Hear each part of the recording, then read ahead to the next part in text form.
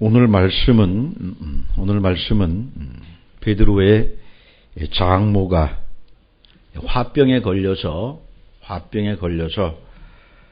병석에 누워 있을 때 예수님이 다가가서 손을 잡아 일으키신 그 말씀이 되겠습니다. 지난 시간에 우리는 예수님이 가버나움 회당에 들어가서 말씀을 가르치셨더니 그 말씀을 들은 사람들이 깜짝 놀랐고, 또 그 가운데 보니까 더러운 영, 한글 성경은 귀신 들렸다 그랬는데 귀신이 아니라 더러운 영이라는 거예요. 이 교회 안에서 영을 다루어야 하고 또 이 귀신을 잘 다루어야 하는데 이 용어 자체가 혼란하기 때문에 많은 사람들이 귀신, 마귀, 사탄, 더러운 영, 이 혼란을 많이 겪고 있다는 거죠. 그래서 여기에 나와 있는 더러운 영이다 할 때 영이라고 하는 것은 결국 무엇을 이야기하느냐고 하면 영은 형체가 없는 거예요. 모양이 없어요. 분명히 존재하지만 사람의 눈에 보이는, 만질 수 있는 그런 형체가 아니라고 하는 겁니다. 그러면 그 영들은 어떻게 역사하느냐 봤더니 내가 너희에게 이른 말이 영이요 생명이다. 그래서 영이라고 하는 건 말이라는 거예요. 떠돌아다니는 어떤 귀신 존재가 아니라 말이라고 하는 겁니다. 그래서 하나님의 말씀이 영이란 말이에요. 하나님의 영이 오늘날 우리에게 역사하는 방법이 뭐냐? 말씀이란 말이에요. 말씀이에요. 그래서 하나님의 말씀은 우리 안에서 생명을 이루는 거예요. 그래서 말과 생명이라고 하는 것을 우리가 잘 이해해야 되는데, 말은 하나님의 영, 하나님의 말씀을 말하는 것이고, 생명이라고 하는 것은 그 말씀이 우리 안에 들어와서 우리가 그 말씀을 깨닫고 우리의 삶의 방식이 하나님의 원하는 삶의 방식으로 살아가는 것, 그걸 생명이라 그러는 거예요. 그러니까 말씀이 우리의 삶이 되지 못하면 결국 우리의 생명이 되는 게 아니란 말이에요. 그래서 말이 영이고 생명입니다. 하나님의 말씀이 우리의 영이고 또 우리의 생명이 되는 거예요. 근데 한글 성경이 그걸 귀신으로 번역을 해놓다 보니까 영화도 귀신 영화 많죠. 드라마도 귀신 드라마 많고, 그러다 보니까 어떤 이상한 존재가 우리 안에 들어와서 해집고 있는 거, 그리고 막 우리를 장악해서 못되게 굴고 거품을 물게 만들고 뭐 이런 하나의 드라마틱한 것으로 생각을 하는데, 그건 사람들이 영을 이해할 수 없기 때문에 그건 다 그려놓은 것이고 만든 거란 말이에요. 제일 먼저 만든 사람들이 화가들이에요. 화가들. 이 영을 이해할 수가 없단 말이죠. 그래서 영을 하나의 그림으로 그렸는데 그게 천사예요. 천사 중에서도 보면 애기 천사가 있고요, 남자 천사도 있고요, 여자 천사도 있죠. 영이 그렇게 존재할 수 있어요? 없단 말이에요. 그런데 눈에 보이지 않기 때문에 사람들에게 이해하기 쉽게 하도록. 예전에 사람들은 지금처럼 이 지성이 발달하지 않았기 때문에 글도 잘 많이 몰랐고요. 글을 모르는 사람들이 태반이었어요. 그래서 고대 교회나 성당에 가게 되면 유리창에 또 벽에 그림들이 많이 걸려 있는 걸 볼 수가 있어요. 왜 그렇게 그림을 많이 그려놨느냐? 이 사람들이 글을 몰라요. 그렇기 때문에 그림을 통해서 성도들에게 가르치는 겁니다. 그래서 그림의 순서를 보게 되면 예수님의 탄생에서부터 예수님의 사역, 예수님의 순환, 그리고 예수님이 십자가에 못 박히시고 마지막에 부활하시는 것까지 성경 전체를 하나의 그림으로 이렇게 그려놔서 교회를 한 바퀴 이렇게 돌게 되면 아, 예수님이 이런 분이구나 알 수 있도록 해놨단 말이에요. 그와 같이 화가들이 좋은 면도 있지만, 좋은 측면도 있지만 또 나쁜 측면도 있다는 거예요. 세상에는 다 좋고 다 나쁜 게 아닙니다. 항상 좋은 면이 있는가 하면 나쁜 면도 있어요. 그러다 보니까 하나님의 천사를 이렇게 구별을 해야 된단 말이에요. 구별을 해야 돼. 보니까 좋은 천사가 있고 나쁜 천사가 있어요. 좋은 천사하고 나쁜 천사를 똑같은 색깔로 그리면 되겠어요? 안 되겠어요? 그래서 옷을 다른 걸로 입히는 거예요. 좋은 천사에게는 하얀 옷을 입히고요. 나쁜 천사에게는 그렇죠. 검정색. 그러다 보니까 옷만 가지고는 이게 구분이 잘 안 된단 말이에요. 그래서 모양을 더 화려하게 만들고 한쪽은 더 흉측스럽게 만들고 그러다 보면 천사와 마귀의 구분이 확실해지죠. 그걸 너무 오랫동안 사람들이 보다 보니까 머릿속에 그게 완전히 꽉 사로잡혀 버린 거예요. 그래서 하나님의 천사는 좋은 천사고 이쁜 천사고 영광스러운 천사고 마귀 사탄은 항상 나쁘고 못생겼고 잔인하게 생겼고 시커멓게 나타나고. 근데 우리가 구약에서 이렇게 봤지만 천사는 하나님이 만든 영이에요. 만든 영이란 말이에요. 만들었기 때문에 하나님의 명령에 따라 절대 복종을 합니다. 절대 복종을 한단 말이에요. 하나님의 말씀을 어기거나 거역할 수 없어요. 그건 사람들이 나중에 만든 얘기예요. 처음에 보게 되면 천사들은 무조건 하나님을 다 복종을 해요. 심지어 욥기에 보게 되면 사탄도 하나님의 총회에 들어와 가지고 참석을 하고 얘기를 듣고 지가 무엇을 하고 싶을 때 하나님의 명령, 하나님이 허락하신 그 범위 안에서만 하지 그 이상을 할 수가 없다는 거예요. 왜 그래요? 하나님이 만드셨기 때문에. 그리고 그들은 하나님의 일을 해야 된다고 하는 걸 잘 알고 있기 때문에.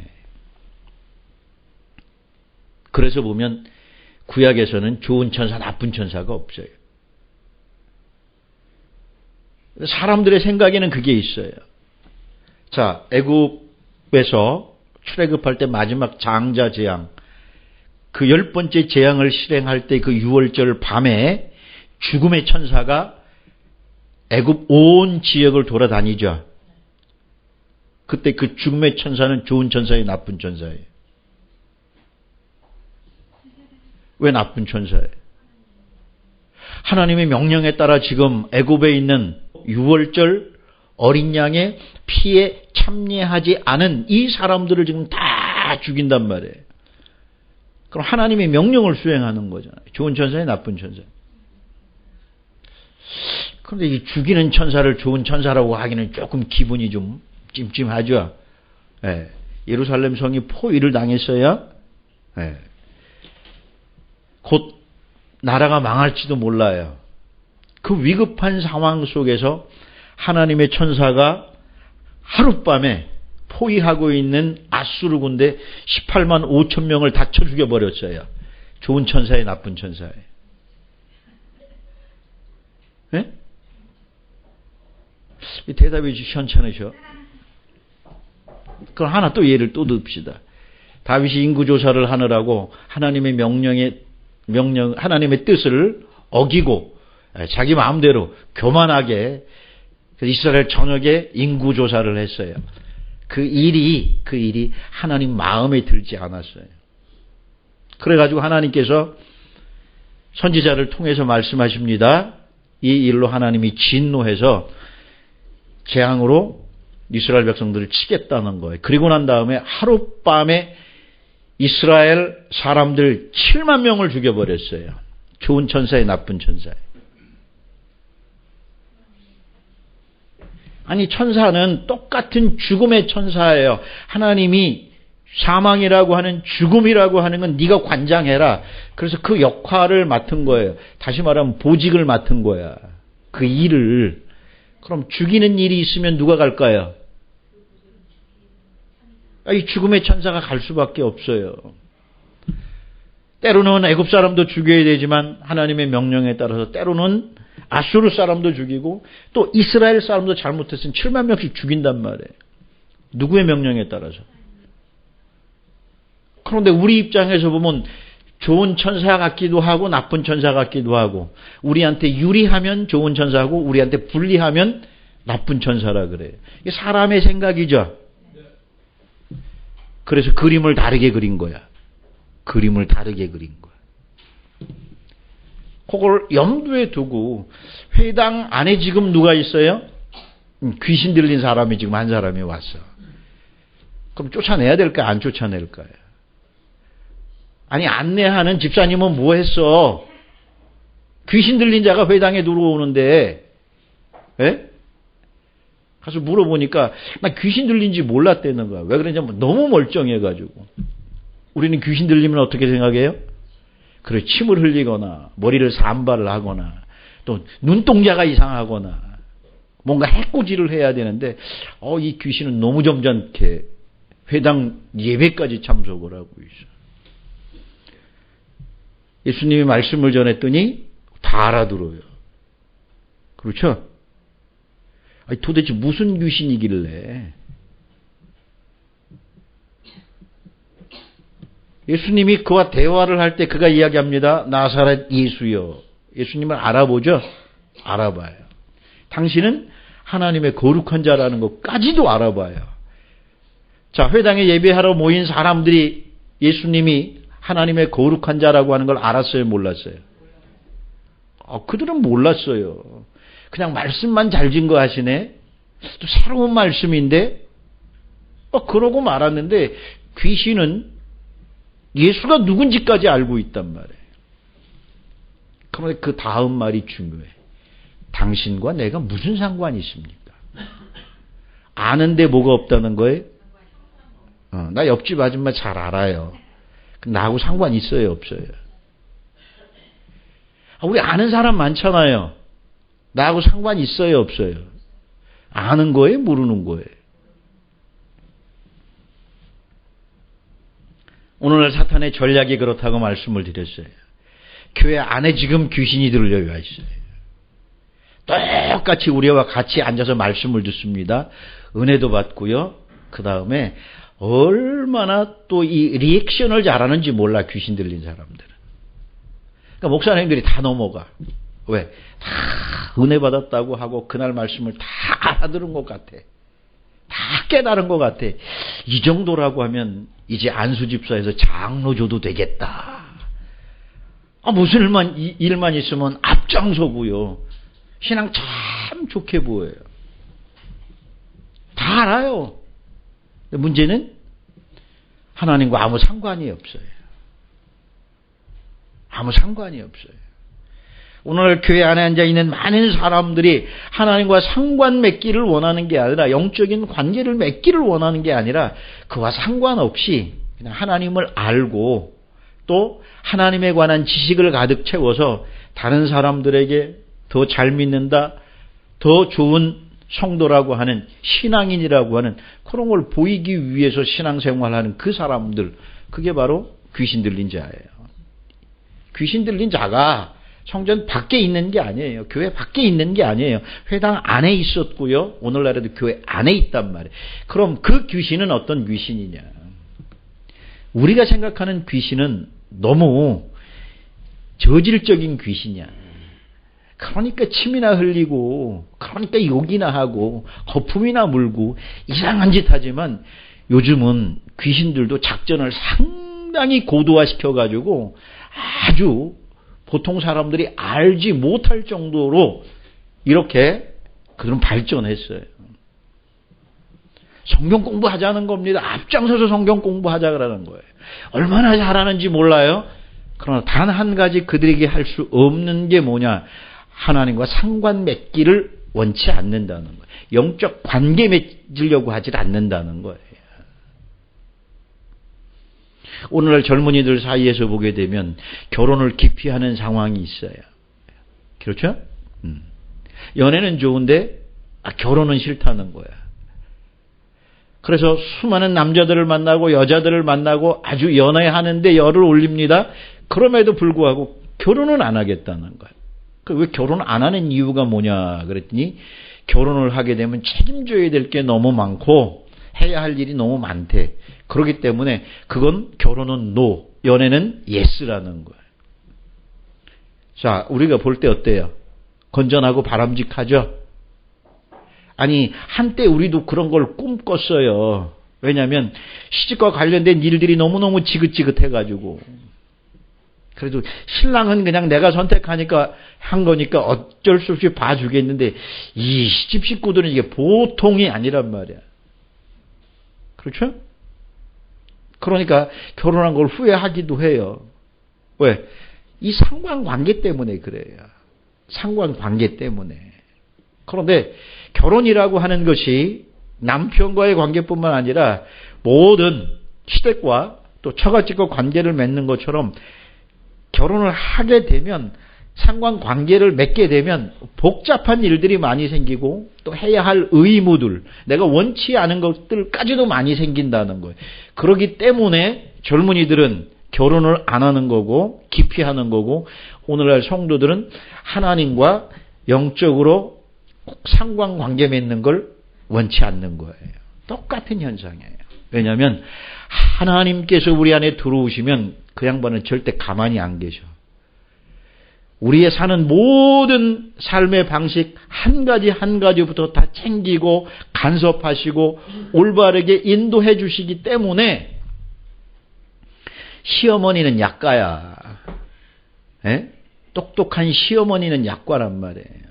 그런 하나님이 우리 안에 들어와서 상관관계를 맺고 당신 방향으로 당신의 삶의 방식으로 끌어가려고 하는데 좋겠냐는 거예요. 좋지 않죠. 그게 귀신 들린 상태예요. 다른 데 있는 게 아니에요. 그러니까 누가 온다고 좋아하지 마세요. 다 귀신 들린 사람들이야. 뜨내기들이야. 그냥 와서 잠시 하하호호거리고 즐기고 그러고 떠나갈 뿐이에요.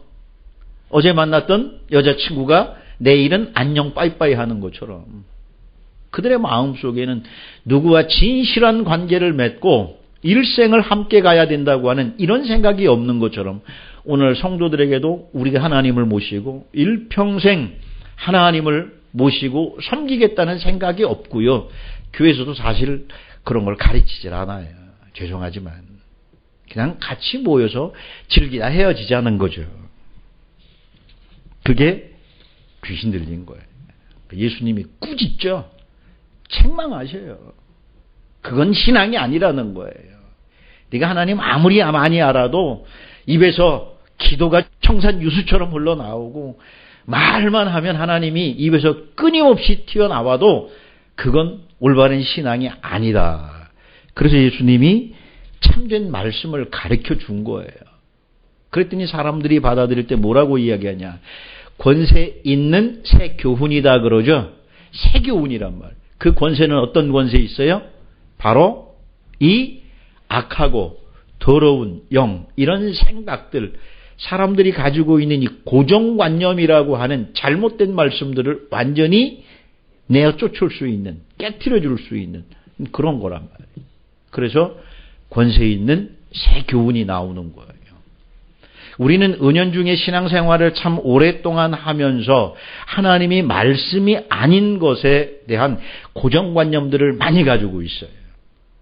그래서 하나님의 말씀도 거부해요. 심지어는. 그게 교리고요. 그게 교회 전통이고요. 그게 사람의 교훈이에요. 그거 깨트려 버려야 되는 거예요. 유대인들이 얼마나 하나님을 잘 믿었어요? 율법이라고 하면 정말 철저하게 지키고 믿었던 사람들인데 그들조차도 주님이 보실 때, 하나님의 시각에서 볼 때 그들의 신앙은 바른 것이 아니었다는 거예요.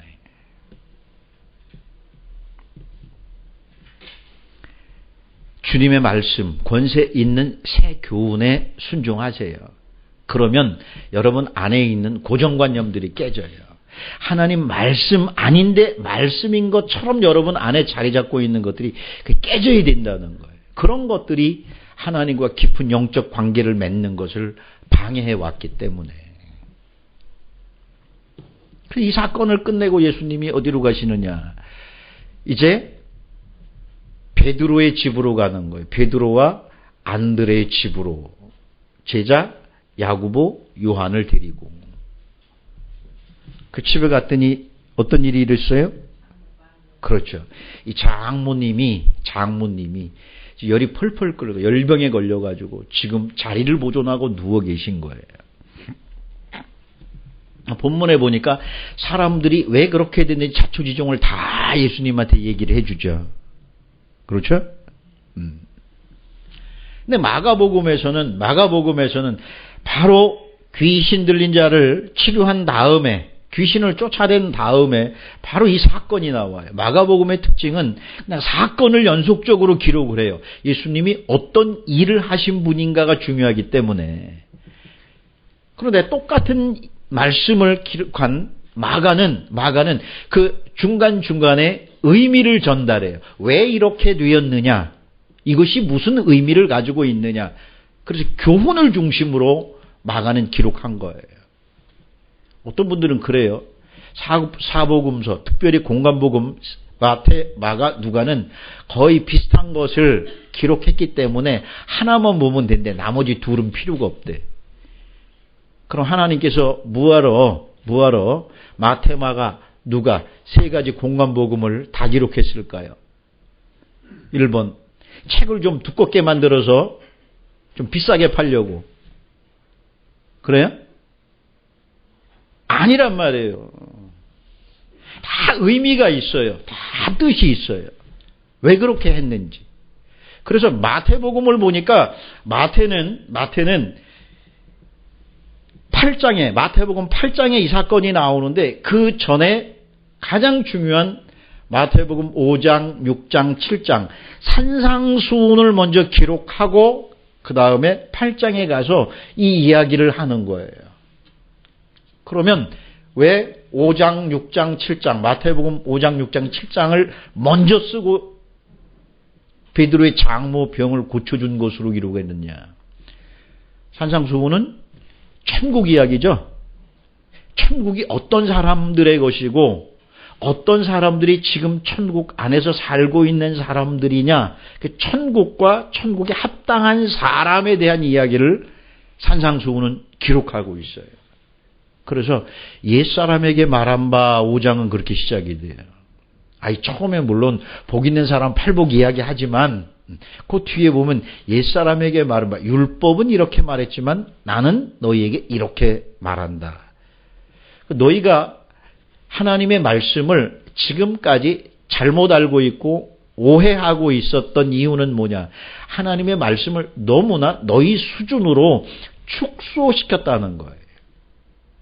율법이 다른 게 아닙니다. 율법은 좋은 거예요. 하나님의 거룩한 모든 뜻이 다 들어있는데 그걸 자기들 수준에 맞게 하나님의 의도를 살려내고 그 의도를 알고 이해하려고 하는 게 애쓴 게 아니라 그걸 자기네 입장에서 축소시킨 거란 말이에요. 무슨 이야기인지 알겠어요? 그래서 예수님이 그게 아니야 그러면서 그걸 자세히 펼쳐서 말씀해 주는 게 마태복음 5장, 6장, 7장에 나타난 천국 이야기란 말이에요. 그 6장에서는 종교적인 편견을 깨버려요. 구제와 금식, 기도, 유대교에서 제일 중요하게 여기는 거예요. 그런데 잘못됐다는 거예요. 지금 너희가 하고 있는 것이.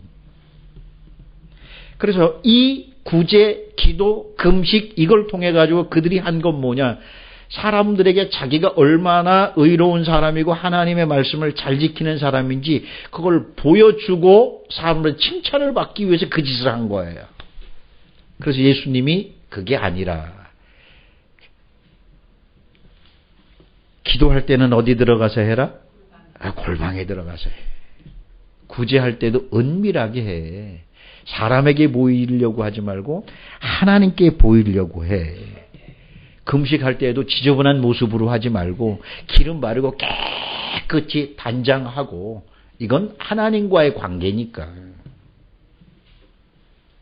그래서 나 중심에 내가 영광을 받는 것을 기준으로 한 그 신앙을 깨트리고 하나님 중심의 신앙으로 바꿔주시는 거예요. 그러려고 하면 7장에 가서 구하고 찾고 두드려야 한다는 거예요. 적극적인 신앙 자세를 알려주는 거예요. 지금까지 율법을 지키는데 너희가 적극적으로 그렇게 했는데 이제는 그 방향을 바꿔서 천국을 찾고 구하고 소나기에 넣기 위해서 열심히 두드려야 된다는 거예요. 그래서 그 과정을 또 나무를 통해 가지고 이야기를 합니다. 모든 나무들은 뭘 통해서 알 수 있다? 열매를 통해서 알 수 있어. 사람이라고 하면 무엇을 통해서 알 수 있느냐? 너희가 날마다 살아가는 삶의 방식을 통해서 그 사람이 천국에 합당한 사람인지 그걸 알 수 있는 거야. 그러니까 하나님의 언약을 이미 가지고 있는 너희는 극히 좋은 나무란 말이야. 그런데 왜 그렇게 살면서 좋은 열매를 맺지 못하느냐? 이제부터는 바른 삶을 통해서 너희 안에 계신 하나님의 역사가 너희로 하여금 좋은 열매를 맺도록 하라. 그렇게 가르쳐 주신 거예요. 그리고 결론이 나옵니다. 결론이에요. 산상수훈의 결론. 모래 위에 집을 지은 사람, 반석 위에 집을 지은 사람. 그러니까 우리는 또 집 얘기 나오면 그냥 공사장 생각하고 또 아파트 생각을 하고, 예? 박 집사님은 현장 그냥 두고 오셨죠, 일하다가. 예? 여기서 이야기하는 집은 그런 집이 아니에요. 여기서 말하는 집은 너희가 하나님의 성전이라는 거예요. 너희가 하나님의 성령이 거하는 하나님의 집이고 하나님의 성전이라는 거예요. 결국 누구를 만들라는 거예요? 그렇죠. 우리 안에 하나님의 영이 거하실 수 있도록 하려고 하면 어디에 지어야 된다? 모래 위가 아니라 반석 위에, 그리스도 위에 탄탄한 집을 지을 때 그것이 나무에게는 좋은 열매가 되고 집을 짓는 사람에게는 무너지지 않는 영원한 집이 된다고 그걸 말씀을 하죠. 그게 천국의 삶이다. 그걸 가르쳐 주신 거예요. 이제 가시죠. 네. 성경 쉬워요. 쉽단 말이야. 그렇게 해서 말씀을 딱 끝내놓고 나왔더니 8장에 가니까 누가 나와요? 또 문둥병 걸린 게 나오네, 이게 또. 그럼 문둥병 걸린 사람이 왜 나올까요, 거기서? 문둥병은 뭐예요? 구약의 병 중에서 가장 하나님께 저주받은 병이 문둥병이에요. 이건 고칠 수가 없어요. 치료할 수가 없어요. 지금 현대 의학이 발전했지만 아직도 이 병에는 완치가 없죠. 진짜 문둥병에는 예수님이 고쳐주시죠. 고쳐주셔요. 그리고 났더니 또 무슨 이야기가 나오느냐. 백부장이 달려와가지고 주님을 붙잡고 내 하인이 병들었는데 제발 내 하인의 병을 좀 고쳐주세요. 그래. 그러니까 그럼 가자. 그래서 예수님이 함께 가려고 하는데 이 백부장이 뭐라 그래요? 아이고, 주님이 어떻게 저희 집까지 오시겠습니까? 여기서 그냥 말씀만 하세요. 그럼 되잖아요.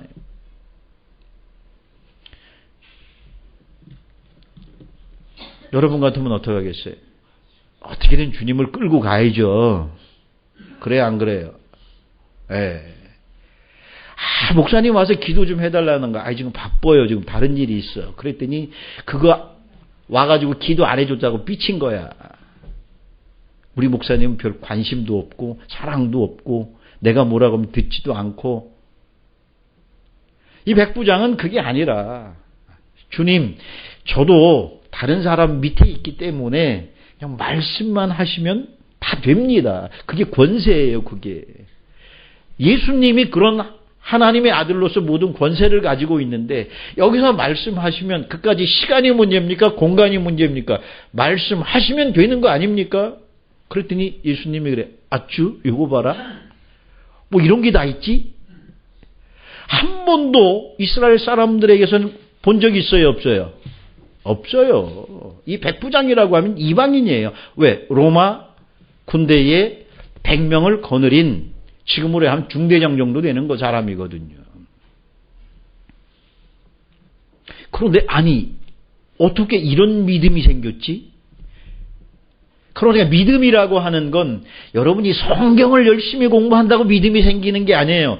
여러분 삶의 현장에 이미 믿음이 자리 잡고 있어. 그런데 그걸 믿음으로 알지 못하는 거야. 이 사람은 날마다 자기가 하는 게 뭐예요? 윗사람한테 명령을 받고 자기 밑에 있는 사람한테 뭐 하는 사람이에요? 명령하는 사람이야. 윗사람이 명령대로만 하면 되고 내가 명령한 대로 내 밑에 부하들은 하면 되는 건데, 아니 우리가 사는 이 군인의 세계도 이런데 하나님의 나라라고 하면 그것보다 더 확실한 거 아닙니까? 그래 안 그래? 그러니까 하나님이 여러분 삶에 이미 개입을 하고 있다는 걸 여러분들이 아셔야 돼요. 그런데 믿음이 좋은 게 뭐냐 그랬더니 목사 말을 잘 듣는 게 믿음이 좋은 거래. 속지 마세요. 목사 말을 잘 들으면 누구 종 되는 거예요?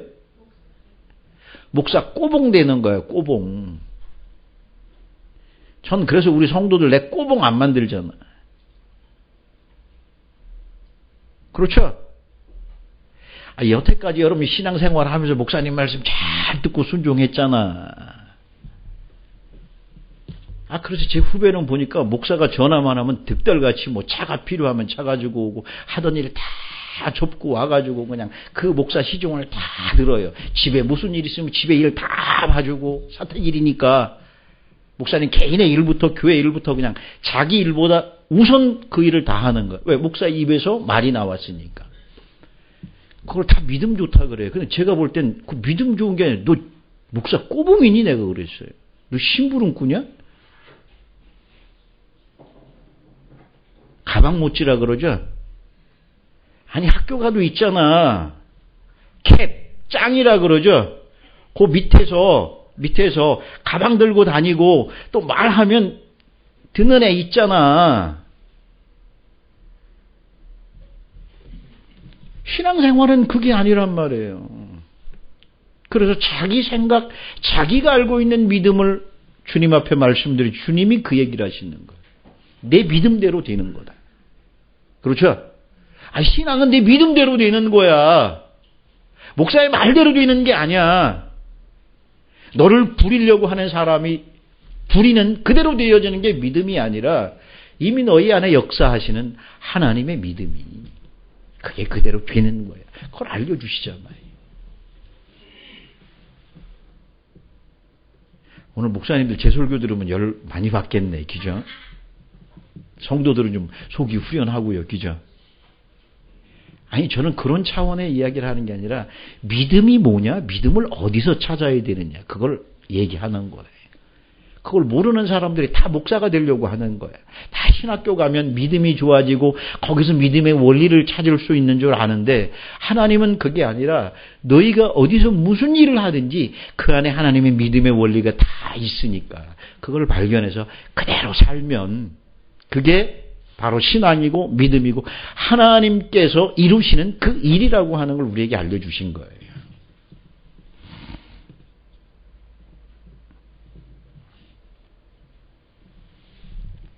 그래서 마태복음 8장 17절을 보니까 이는 선지자 이사야로 하신 말씀을 이루려 함이라. 그러면서 주님은 우리의 연약한 것을 친히 담당하시고 그게 뭐예요?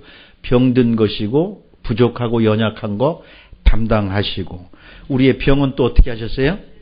짊어지신 거예요. 이미 짊어지고 가셨다니까. 짊어지고 가신 거에 대해서 걱정할 필요 있어요? 없어요?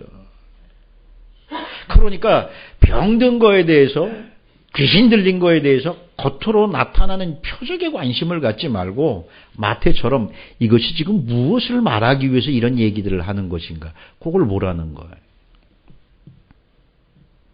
그리고 난 다음에 베드로의 장모가 열병에 걸린 이 말씀을 하는 거예요. 그래서 보니까 열병이라고 하는 단어를 보니까 4445번 퓨레스예요. 퓨레스. 이 단어는 피르, 불에서 나온 거예요. 뭐에서 나온 거예요? 불. 그래서 이 단어를 보니까 불이 붙다예요. 불이 붙다. 사람의 몸에 열이 나는 거고요. 열병을 앓다. 그러니까 화재가 나는 걸 이야기하기도 하고 사람 몸에서는 이 열이 나는 걸 이야기를 해요. 그러니까 베드로의 장모가 걸린 병은 열병이에요. 그러니까 의학적으로 우리 몸에 사람 몸에서 고열이 나는 경우가 여러 가지 원인이 있는데 여기에서 오늘 본문 말씀을 보게 되면 세균이나 바이러스에 의해서 생긴 질병은 아닌 것 같아요. 주변에서 사람들이 와서 뭔가를 지금 얘기해 주는 거예요. 지금 저 양반이 이래서 지금 열병이 났어요. 오늘날 우리 말로 이야기하면 화병이에요. 화병. 화병이면 속에서 뭐가 일어나죠? 파이어. 불이 일어나요. 불이 일어나요. 스트레스입니다. 스트레스예요. 그럼 이 장모님이 도대체 왜 이 속에서 화병이 나고 이 스트레스가 엄청 나느냐 이거예요.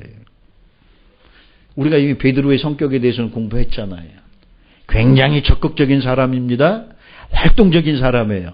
머리를 쓰기보다는 항상 몸이 앞서 나가는 사람이고요.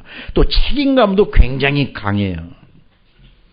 이미 예수님의 제자로 부름을 받았을 때 그는 결혼한 상태였고 그의 집에는 동생 안드레도 살고 있고요. 오늘 본문 보니까 그 다음에 장모님도 계시고 그 다음에 아내도 있었어요.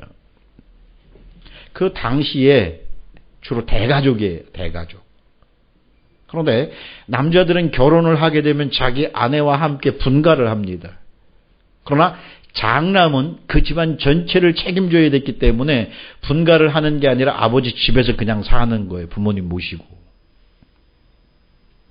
그러니까 안드레가 형 베드로와 함께 그 집에 살고 있다는 건 장가 갔다는 얘기 안 갔다는 얘기예요. 아직 결혼 전이라는 얘기죠. 성경에 베드로의 장모가 왜 이 화병에 걸렸는지 구체적으로 이야기하고 있지는 않지만 짐작해 볼 수 있어요. 짐작해 볼 수 있어요. 지금까지 책임감을 갖고 동생 안드레를 데리고 그렇게 열심히 갈릴리 바다에 나가가지고 그물을 던지고 고기를 잡던 그런 사위 베드로가 갑자기 젊은 랍비죠, 랍비. 예수를 쫓아다니고 그의 제자라고 이야기하면서 가족의 생계가 되어지는 이 일을 손을 놓아버린 거예요. 그 바닷가에 나가보면 어제까지, 그제까지, 한 달 전까지, 베드로와 안드레가 열심히 타고 나갔던 배가 그냥 바닷가에 방치되어 있고요. 거기에 보면 또 손질을 하지도 않은 그물이 그냥 득하니 걸려 있으면 장모님 입장에 열이 날까요? 안 날까요? 여러분이 장모님이라고 생각을 해봐. 시몬 베드로의 장모님이라고. 저러다 말겠지. 그렇죠? 네. 왜 남자들은 어린애 같은 데가 있어서 가끔 이상한 짓을 해, 이렇게. 그런데, 돌아올 기약이 없어요. 돌아올 기약이 없어요. 거기다가 혼자서 가정을 책임지겠다고 열심히 분주하게 뛰는 딸을 보면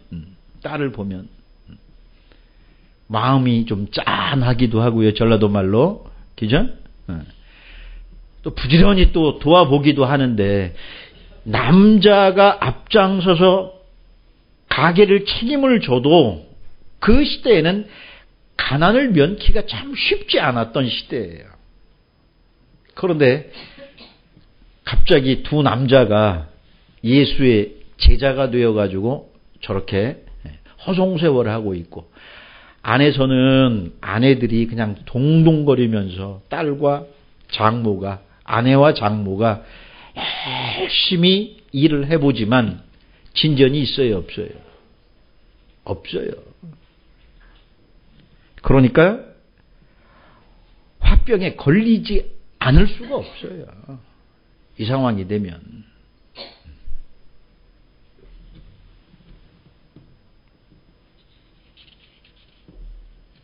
그래서 머리를 싸매고 이제 집에 들어 누운 거예요. 거기에다가는 베드로와 안드레가 예수님과 함께 지금 집으로 온다는 이야기까지 들으니까 좀 리액션을 좀 강하게 해야 되겠죠? 네. 자, 사람들은 왜 화를 낼까요? 네? 사람들은 왜 화를 냅니까?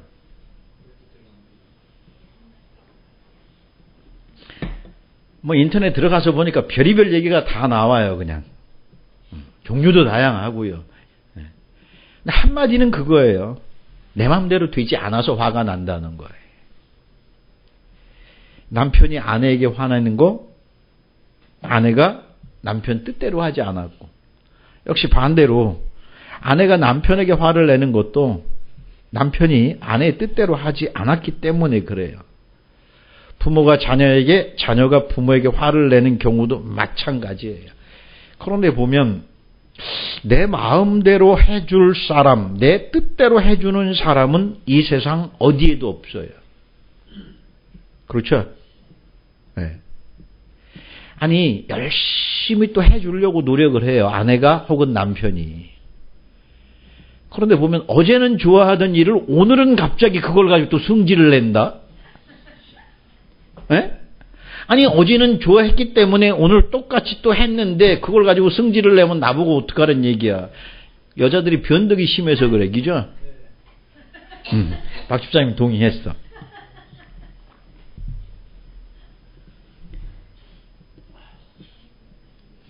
사람들은 1차적으로 자기가 화나는 원인을 상대방에서 찾으려고 해. 너 때문이라는 거야. 그런데 아무리 내가 생각을 해보면 나 때문이 아니야. 저 때문이지. 그죠? 아니, 나는 똑같은 행동을 했을 뿐이에요. 어제처럼 오늘. 그런데 그게 어제는 좋아하고 오늘은 화낼 일이니 그게? 또 상대에 따라 달라요. 네. 내가 하면 승질 내는데 애들이 하면 또 그걸 자꾸 좋아하고 깔깔거리고 잘했다고 칭찬하면 아빠로서 열 받겠니 안 받겠니? 그죠? 아이고 오늘 박 집사 잘 만났어 나. 끝나고 나하고 얘기 좀 하게. 상황에 따라 다르고 상대에 따라 다르고 누가 그렇게 했느냐에 또 다르고 그 이유가 뭐예요? 상대방이 나로 하여금 화를 나게 만든 게 아니라 화를 내는 원인이 나한테 있다는 거예요. 자기가 좋아하는 사람이 그러면 웃고 넘어가고요. 자기가 싫어하는 사람이나 조금 적대감을 가진 사람이 있으면 더 발끈해가지고 화를 내죠. 그러니까 이런 실험을 해보면 화를 내는 게 상대 문제가 아니에요. 그 사람 문제죠. 이 불안정한 감정 문제고요. 의학적으로 보니까 사람이 머릿속에는 전두엽이라고 하는 부분인데 그 밑에 뭐가 있냐, 감정을 조절하는 그 기관이 있대요. 그게 스트레스를 받아가지고 호르몬 조절이 잘 안 되면 그런 현상이 나타난대요. 그게 완전히 망가진 사람들이 분노 조절 장치가 완전히 망가진 사람. 그래서 분노 조절을 못하는 사람들 있잖아요. 사회적으로도 뭐 강남역에서 전혀 알지 못하는 사람, 생소한 사람들에게 화를 내고 죽이고 이 모든 게 그게 망가져서 그렇다는 거예요.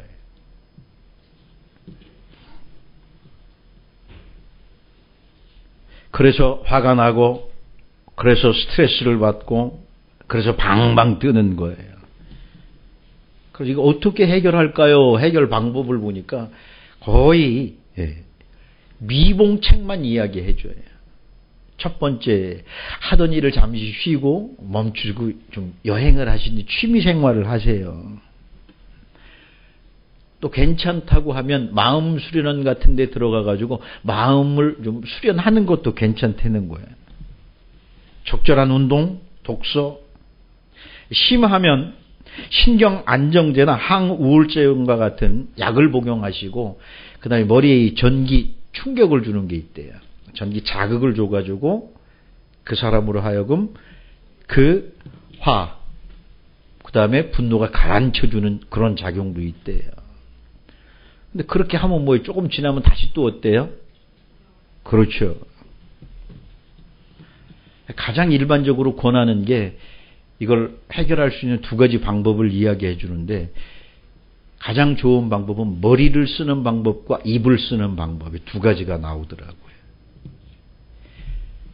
머리를 쓰는 방법 보니까 머리를 쓰는 방법에 있어서는 자기가 하는 일에 몰두를 하게 되면 좋아하는 일에 몰두를 하게 되면 뇌의 순기능을 살려주기 때문에 괜찮아진대요. 좋은 책을 읽거나 자기가 좋아하는 게임 이런 걸 하면서 풀 수가 있다는 거예요. 머리를 쓰니까 그쪽에 몰두하니까. 입을 사용하는 방법에게는요. 맛있는 음식을 먹으면 된대. 내가 좋아하는 맛있는 음식을 먹으면 스트레스가 줄어든대. 그 다음에 또 한 가지 방법은 좋아하는 사람, 통하는 사람과 수다를 떨으래. 그러면 이게 해결이 된대. 일리 있죠? 그런데 이게 근본적인 해결은 아니야. 그러니까 우리는 어떤 문제를 가지고 상담을 한다고 꼭 누구를 찾아가는데 대부분 미봉책을 얘기하지 근본적인 해결 방법을 알려주지 않아요. 알려줘봤자 환영을 못 받고. 운동선수가 지금 슬럼프에 빠졌어요. 그래서 친구를 찾아가 상담을 했더니 뭐라고 하느냐면 1번 야, 그 운동 너하고 적성에 안 맞는가 보다. 야, 그만두어 그러죠. 듣고 보면 그렇죠. 내가 이제까지 해왔는데 아직까지도 내가 이 상태라고 하는 건 적성에 안 맞나 봐. 그만두고 다른 걸 해볼까 그래요. 두 번째는 뭐라고 이야기해요?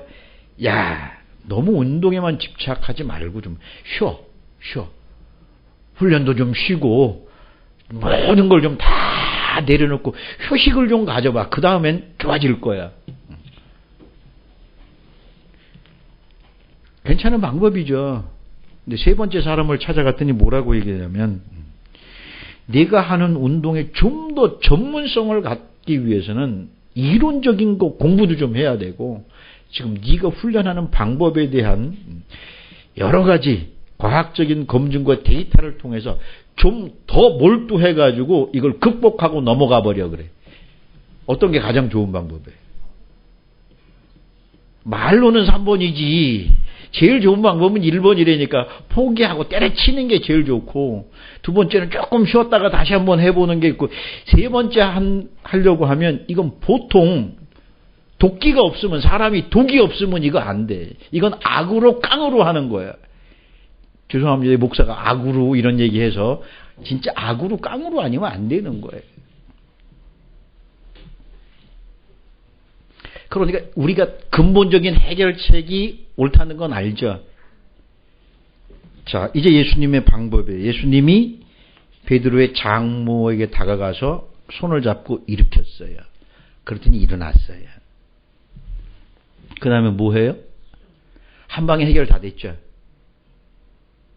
그죠? 간단하잖아. 그래서 신앙생활을 하는데 가면 꼭 두 가지 부류의 사람이 나와요. 예수님이 한 걸 그대로 따라하는 따라쟁이가 나오고 이게 무슨 의미일까 생각을 하고 그 의미를 찾는 사람들이 나와요. 그러니까 따라 해봤더니 돼요, 안 돼요? 되면 얼마나 좋겠어요. 목사에게 이런 정도만 되면 예수님처럼 되면 그냥 화병 걸린 사람한테 가서 손 한번 잡아주면 해결 다 되고 그냥 귀신 들린 사람한테 말 몇 마디 귀신 나가고 죽은 사람도 그냥 일으키고 얼마나 좋겠어요. 예수님은 되는데 내가 안 된다는 이 문제가 있는 거야. 어떻게 할 거야 안 되는 걸. 그러니까 되는 척해. 그리고 나는 안 돼도 여러분이 하면 된다고 해. 왜? 예수님이 거짓말 했겠어요? 나는 능력이 없어서 안 되지만 여러분은 그 능력을 받으면 열심히 하면 됩니다. 열심히로 그냥 밀어붙이는 거예요. 근데 되는 사람이 하나도 없어요, 사실은. 왜? 신앙생활이라는 건 누굴 따라하고 모방하고 이게 아니니까. 그래서 교훈과 의미를 찾는 거예요. 예수님이 그 베드로의 장모의 손을 잡아 일으켰다 그래요. 일으켰다 그래요. 보세요. 에게이로 1453번. 에게이로라고 하는 단어를 보게 되면 기능을 모은다는 거예요. 그래서 깨우다, 눈을 뜨게 하다, 누운 것이나 병이나 죽음에서 혹은 상징적으로 비활동, 그렇죠? 비존재에서 일으켜내는 걸 말하는 거예요. 그러니까 잠을 자는 사람을 깨우는 것도 에게이로고요. 병 속에 누워있는 사람을 치유해서 일으키는 것도 에게이로고요. 죽은 사람을 살리는 것도 에게이로예요. 근데 한마디로 요약을 한다고 하면 활동할 수 없는 사람을 활동하게 만들어주는 거고 존재가 아닌 사람을 존재로 만들어주는 거예요. 이게 참 어려운 거예요. 존재라고 하는 게 뭡니까? 물어보죠. 네. 성경에서는 에고 에이미 그랬어요. 구약에서 하나님은 나는 스스로 있는 자다 이렇게 번역을 해놨어요. 신약에 와서 예수님은 에고 에이미 나는 나야 그랬어요. 그게 존재예요. 이 존재는 뭐라고 이야기할 수 없어요. 그래서 이 문장은 사실 잘못된 거예요. 그 뒤에 뭐가 들어가야 돼? 주격 보호가 들어가야 돼요. 나는 목사님이야. 나는 선생님이야. 나는 엄마야. 나는 아빠야. 그 뒤에 뭐가 들어가야 돼? 직분이 들어가줘야 돼요. 왜냐하면 직분이라고 하는 것은 육신을 입고 살아가는 사람들만 가질 수 있는 거예요. 그러나 우리의 본질은 에고 에임이에요. 나는 나예요. 나는 나예요. 내가 에고 에이미가 먼저 돼야지 그 다음에 무엇인가가 될 수 있어요. 그걸 알지 못하면 될 수 없어요.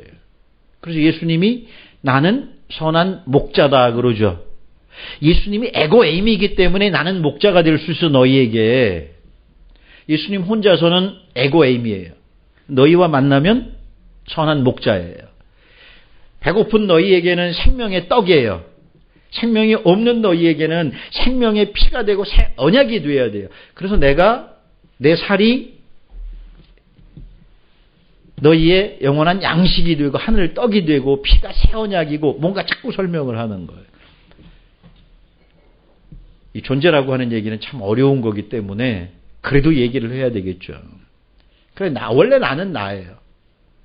그렇지만 여러분들과 같이 있을 때는 선한교회 담임 목사예요.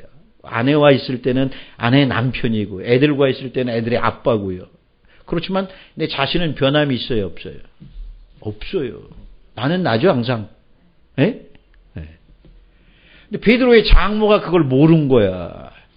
자기는 지금 어디에 몰두해 있느냐. 자기라고 하는 자기 자신이 누구인지는 알지 못하고 나는 내 딸의 어머니야. 나는 베드로의 장모야. 여기에만 몰두해 있는 거예요. 그러니까 딸을 보니까 열 받아야 안 받아요. 사위를 보니까 열 받아야 안 받아요. 지금 어디에 집중해 있어요? 본래 자기 일이 아닌 어머니라고 하는 것도 자기가 아니에요. 장모라고 하는 것도 자기가 아니에요. 여러분이 가지고 있는 직분 이거 여러분이 살아가기 위한 육신적으로 살아가는 동안 입고 있는 거지 이거 벗어버리면 아무것도 아니라니까요. 그건 내가 아니에요. 다시 말하면 존재가 아닌 일에 열심을 내고 몰두하니까 화가 나는 거예요. 내가 나인 것을 알면 화날 일이 없어요.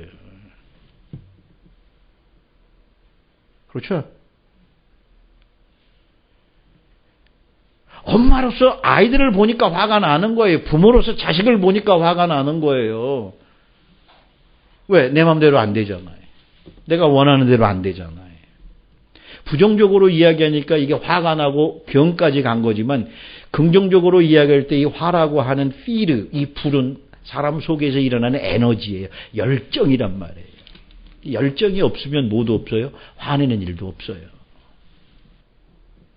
열정이 있어야지. 아이들도 그렇잖아요. 심장이 뜨거워야지 뭐 하고 싶은 일도 생기고 막 부지런히 돌아다니고 사고도 치고 뭐 하는 거지. 이 열정이 없는 아이들은 별로 하고 싶은 의욕도 없고 뭔가 새로운 걸 추구하고 싶지도 않고 지금 있는 게 좋아요. 그죠? 가만히 여러분 파악을 해보 주변에 있는 사람. 쟤는 왜 저렇게 발발거리고 다닌다냐? 쟤는 왜 저렇게 사고치고 다닌다냐? 이유가 있어요. 에너지가 충만하기 때문에 그래요. 그래서 정말로 뜨거운 사랑을 하다가 그 사랑이 깨지면 반드시 열병에 걸려서 앓게 돼 있어요. 근데 미지근한 사랑을 했던 사람은 헤어져도 절대 열병 안 걸려요. 왜?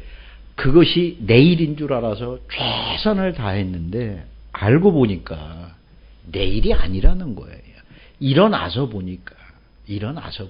주님 그래서 일으켜 세우는 거예요. 존재가 아닌 상태에서 존재라고 하는 것을 보여준 거고요. 네가 지금 살고 네가 살아가면서 모든 에너지를 다 쏟는 게 그게 원래 네 일이 아니야. 네가 지금 헛된 일을 하고 있는 거야. 헛된 생각 때문에 열이 나고 화가 나고 병이 걸린 거야. 이렇게 세워준 거야. 일어나서 보니까 마땅히 내가 해야 될 일이 뭐예요? 그렇죠. 수종 두는 거예요. 수종 두는 게 뭐예요? 디아코네오. 디아코니아 알죠? 섬김이란 말이에요. 섬김. 우리의 삶은 섬김밖에 없어요. 왜 육신을 입혀서 우리를 보내주셨느냐? 섬기라고. 육신이 있어야 아내도 만나고 남편도 만나고 서로 섬김의 관계를 맺어가기 때문에 자식이 있어야 되고 또 자식을 통해서 또 손자도 보고 부모도 이 모든 육체적인 관계를 통해서 얼마나 네가 섬길 수 있느냐. 섬기는 일이 네 일이라는 거예요. 여러분 잘 생각을 해보세요. 우리의 사는 일이 지금 뭐 하는 일인가. 섬기는 일이에요. 수종 든다. 좀 그래요. 그런데 그 단어도 살펴보게 되면 수행원이 되는 거예요. 정신적으로 주인, 친구, 또 선생으로서 자기와 함께 있는 주변 사람들에게 필요한 모든 것을 공급해주고 함께 돕는 사람으로서 역할을 하는 거예요.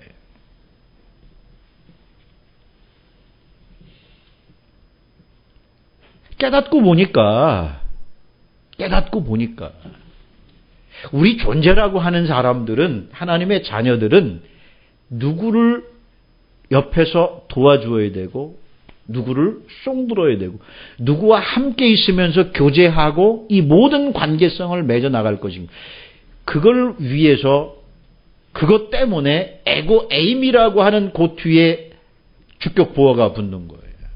선생님이 되는 거고요. 엄마가 되는 거고요. 선한 목자가 되는 거고요. 살이 되는 거고요. 피가 되는 거고요. 하늘에서 내린 떡이 되고요. 예수님이 그거 얘기하신 거예요. 그게 뭐 하는가고요? 그게 존재가 되어진 사람, 자신이 누구인지 깨달은 사람이 할 수 있는 일이에요. 혹시 여러분들은 지금 자기 자신이 누구인지 내가 무엇을 하면서 살아야 되는지 알지 못한다고 하면 여러분들은 앞으로도 계속되어지는 열병에서 헤어나올 수가 없어요. 내가 누구인지를 알게 되면 그래 옆에 있는 사람들에게 내가 무엇을 도와줘야 되고 내가 그에게 어떤 일로 그를 섬길 수 있는지 여러분들이 알 수만 있다고 하면 쓸데없는 일에 에너지 낭비 안 해요. 거기에 열정 다 쏟지 않아요. 마땅히 해야 할 일에 특별히 섬기는 직분에 여러분들의 삶을 다 투자할 수 있다는 거예요. 그게 안 되면 열병 다음에 뭐예요? 그 다음에 사망이에요. 거기서 못 일어나요. 죽어요. 일이 잘 되든지 일이 못 되든지 결국 죽게 되는 거예요. 그래서 일어나야 돼요. 어디로 일어나는 거예요? 비존재에서 존재로 우뚝 서야 되고요. 존재 아닌 일을 하는 그 가운데서 이제는 존재로서 섬기는 그 일을 해야 된다고 하는 게 오늘 말씀의 핵심이에요. 여기까지 하겠습니다.